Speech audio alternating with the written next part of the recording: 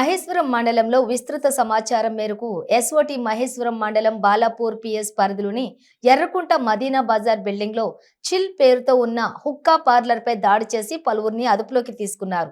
వారి వద్ద నుంచి నగదు, సెల్ ఫోన్లు మరియు హుక్కా పరికరాలను స్వాధీనం చేసుకున్నారు పోలీసులు.